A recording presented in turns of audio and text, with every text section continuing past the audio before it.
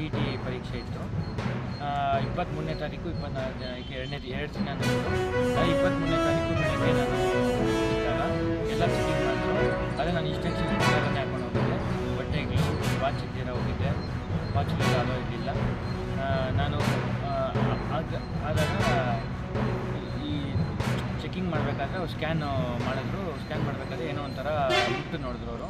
ಇದ್ದಾಗ ಏನೋ ಒಂಥರ ದಾರ ಥರ ಇತ್ತು. ಅದಕ್ಕೆ ಹಚ್ಬೇಡ ಅಂದಾಗ ಅದು ಜಂಗಾರ ಆಗಿತ್ತು. ಅವರು ಇವೆಲ್ಲ ಹಾಕ್ಕೊಂಬರುವಂಗಿಲ್ಲಪ್ಪ ಅಂದರು.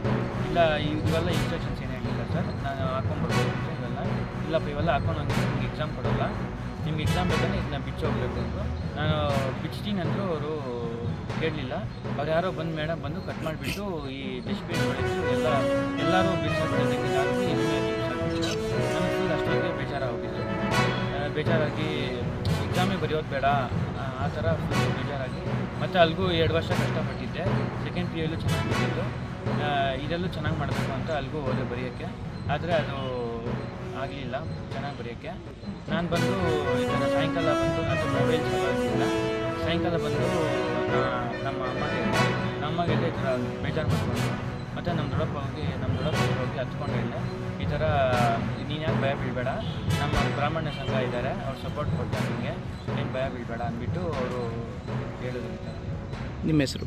ನನ್ನ ಹೆಸರು